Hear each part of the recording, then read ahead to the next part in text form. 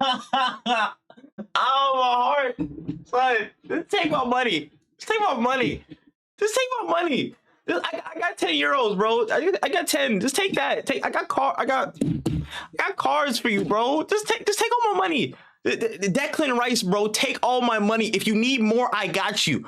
I'm working 9 to 5, you know what I'm saying, 5 days a week. If you need extra cash on it, I got you. Arsenal, if you want to double that transfer fee again, you know what I'm saying, send some extra money to West Ham. I got something for you too, man. I got something for my boy Wolfie. I got enough money to go around for the rest of my life for Declan Rice, bro. He's worth his weight in gold. What's good, everybody? I'm losing my mind. I'm sweating. I don't know what the hell going on. Luton Town 3, Arsenal 4 at the death. We win. We escape Kenilworth Road with all 3 points, and I'm losing my mind, bro. I'm losing my mind. This was the most hectic game I've probably seen in a minute. It just wasn't going our way, but we didn't stop pushing through. Shameless goalkeeper performances. The defense was in shambles. We weren't winning our duels. It was so much crap happening in this game, but still, we find a way to somehow get the win. I love these boys, but these boys are stressing me at the same damn time, man. I don't know what to make of this anymore. I don't know. Listen, this is one of those games where it's just like, you would think as soon as I saw all these old ass stats from, you know what I'm saying, from the Margaret Thatcher era and earlier type shit, where it was just like, oh, you know, last time we played Luton Town in the league was 1984, and we drew 3-3, or we drew 2-2, or we lost to them. I'm like, bro, what is this wild ass, you know what I'm saying, like, oh my gosh, this Reagan administration statistics. The Reagan administration statistics is gonna piss me off, because I know it's all storyline, and we were in for it, man. From minute one, we were in for it. They were physical. They were getting up through it. It was a disgusting low block on top of like high physical play, very hard pressing, and it was a very, very, very just insane game. Again, where stuff is usually good, our defense away from home, I might add, we just crumbled. Set pieces today. What happened? Literally, bro, men roaming free. You know what I'm saying? People roaming free on set pieces. The same routines. We're getting caught out like that, but insane. Getting cooked by Ross Barkley. Like he's a meta FIFA card or something like that from like 5, 6, 7 years ago. Like, what's happening here? What's happening? It was just such a weird game, but at the same time, there was some good, smart goals played again. Ben White with a really good assist for the second goal for Gabriel Jesus. Gabriel Jesus with some great thinking. Kai Havertz coming up big when we were down 3-2. Like, this is some serious stuff, bro. I don't even know, dog.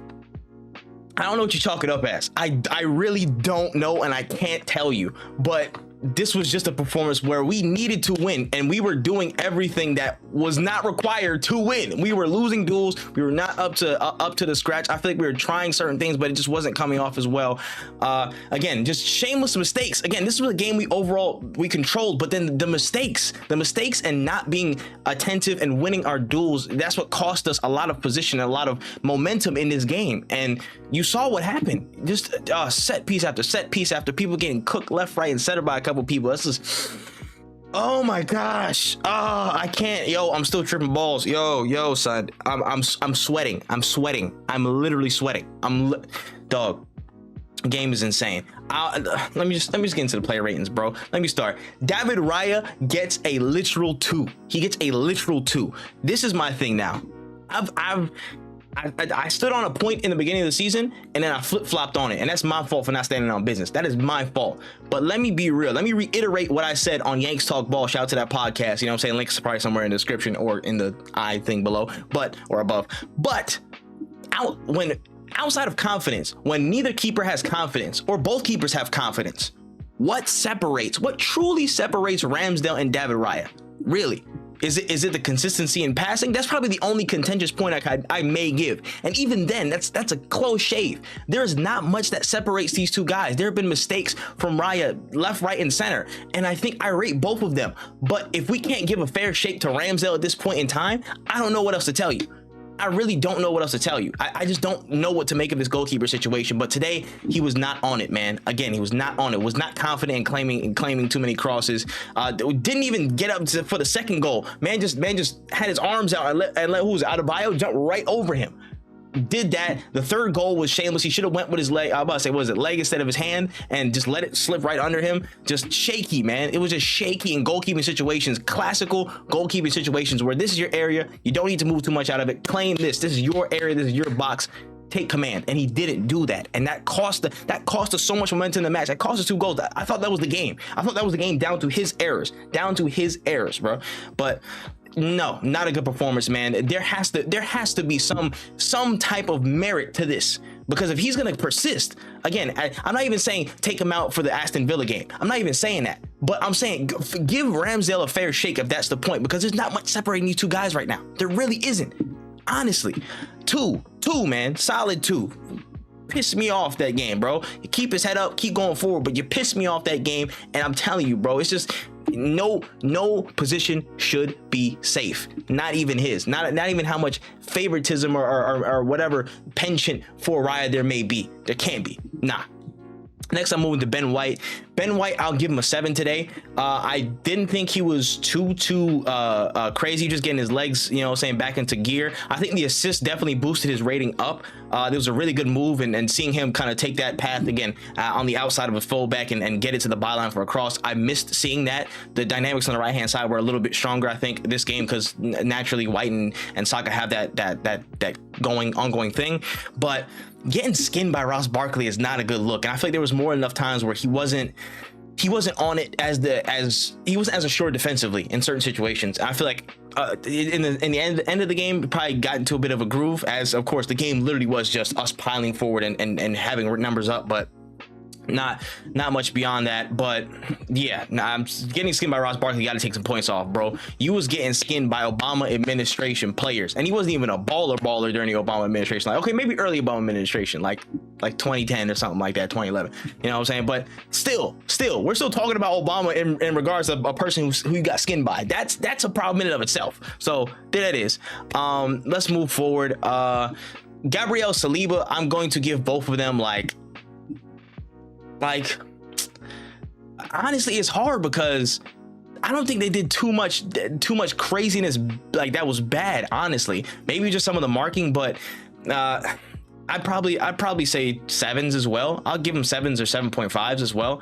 Both of them are rated together. I feel like at least when the game was calm, you know what I'm saying? When the game was somewhat calm in the first 20-25 minutes, things seemed all right. They kept recycling the ball, keep moving forward. Again, their willingness to bomb forward and not be a part of the attack in some ways, really enticing, encouraging. Should have been a pen on Gabriel Jesus for the shirt pull, but that's a whole nother thing. I'm gonna talk about the ref probably towards the end. Both of them get 7.5s. Kiwior gets a 6. I don't think Kiwior was comfortable this game. I thought this would have been a very good opportunity for him to, again, get imposed, get some more time on the ball, but he just looked like he hid a little bit, and not to any fault of his own, but it just felt like he wasn't as pronounced on the game, and that's a damn shame to me. Again, eventually got taken off for Zinchenko, which was the right move. I just wanted to see him be a bit more, pronounced on the ball from that left back slot. But needs must at the time. He did get a run out, so I'm not mad. But it's a 6 for me. Martin Odegaard, I have to give at least a 7.5. I'm sorry to people saying he wasn't on it today. I can't agree with you. I can't agree with you, man. In times where, again, we have to press the issue, we have to push the ball, we have to find the right incisive passes just to open up play and just move forward territory. You know what I'm saying? It just felt like he was making those. I don't want to equate NFL or anything like that, but he was moving the chains. He was the person that was moving the chains more often than not until Zinchenko probably came in, and he was the one, again, receiving the ball from deep, finding those cutting passes that'll break some lines and move us up into those situations. Again, just him again on that close to that last line, and him operating in that quarterback, point guard type of role, dishing the ball out to where it needed to be. I think he was pretty proficient. Again, not really. Again, the final third, wasn't as pronounced in this game. But what else can you do? What else can you do? Oh my gosh. Let me go to Kai Havertz. Let me skip over to Kai Havertz, man. Kai Havertz gets an 8 today. He gets a solid 8. Honestly, he gets a solid 8. This was one of his best games in an Arsenal shirt by far. Honestly, this was literally one of the best ones. Comparable between this, City, and the Brentford game. Nah, this might be his best. This might be his best or second best, because he was on it, man. This was Leverkusen Havertz, bro. I saw it. I saw the flashes. He was strong. He was beating his man on the sprint. Again, dribbling with the ball, getting into good positions. His movements that he's been doing pretty much the whole season, people are starting to tap into now, and they're understanding what's going on. Him being calm in front of goal for his goal. You know what I'm saying? Fantastic stuff. Keep us alive in the game. He was consistent. He was one of our most consistent players. Top 3 most consistent players across this entire game. I'm telling you right now. It was wonderful to see. I'm glad. And now the GA is flowing a little bit. Can you get off his nuts? People were hating. Can he get off his nuts? Please let this man play. He's clearly an asset to the team. You know what I'm saying? Held the ball up well. One of the few people that actually won more of his duels, I think. I probably have to check the stats, but I think from what I was seeing, he was winning more of the physical battles with people against him on the Luton side. So what more do you want? What more do you want? He gets an 8 today. He gets an 8. Really, really good. Declan Rice, 8 million out of 10. 8 million. Worth his weight in gold. Oh my gosh. He's so good. Again, you can just replay pretty much most of the old videos that we've done so far this season on match reviews and just plot it into this. Consistent and constant in all phases. Very, very smart. Anticipation, just absolute precise passing. His insistence to help push everything in every area is so good. He's just a consistent factor. He's a factor. And people, you got to realize he's one of the best in the world. He's one of the best, if not the best in the world at what he does. Not word to Chris Jericho. You know what I'm saying? Worth his weight in gold, bro. I got something for you, bro. I got something for you, gang. I got something extra on top, buddy. I got something extra for you on top. Trust me, man. I got you, bro. I got you. It's more where that came from. Just keep that up. Son, bro, unreal. I'm sorry. He's my man of the match. He's my man of the match for that heroics at the end. When the game is dead, when there's not much going on, he's a constant and he rises above. The 8 is his floor. That's his floor. And he goes up and above depending on the call of the game and where he's enacted to. That's 2 clutch game winners this season already for us. Two clutch games. Worth his weight in gold. Worth his weight in gold. Anyways, Bukayo Saka, I'm going to give a 7.5 today. I think he was, again, pretty good. I think he got much more joy out of his 2v1s and just him being able to progress the ball during like some really, really tough plays. And I feel like the game plan as well was to try and win the second ball and play a little bit more long. So he was launching a lot of things. I guess a lot of people were, again, like launching the ball forward on long balls, and I think he got some joy out of it. Again, I believe he got assist already, so I think it was the first goal he got an assist, and he was finding himself into some good positions, helping the team move along. GA machine. He's going to be a presence. He's a presence, man. That's all I can say about that. Gabriel Martinelli, I'm going to give an 8. I think just because he scored the goal, I think it was pretty close, but him scoring that goal, again, really, really vital. We needed that little spark when the game was tough, and he broke that deadlock for us, which was really, really good. Got knocked around a lot, and our wingers really just took the brunt of the physical side of this game a lot, and that was tough for me to watch, because you know what I'm saying, these are my children a little bit, you know what I mean? My heart burns for him, but we saw that there. Pretty solid. And I think Gabriel Jesus, honestly, this is tough because I want to give him an 8.5. I'm going to give him an 8.5. I think the 3 best players on the pitch today were Declan Rice, Kai Havertz, and Gabriel Jesus. Those were 3 best players on the pitch, in my opinion. Gabriel Jesus, I feel like, was really, really, really adept at just, again, he was dropping in, influencing a lot of the play and build up, getting that extra man for, again, just to secure the ball, keep it rotating, keep it moving, and finding himself in some really good spots. Bro, low-key target manning, like, a lot of this stuff, bro. He was pinning back the center back, open and play up for, Havertz. Like, again, he's scoring the open headers, he's doing what he needs to do on that end. He's facilitating play. I think he was really, really proficient in this game.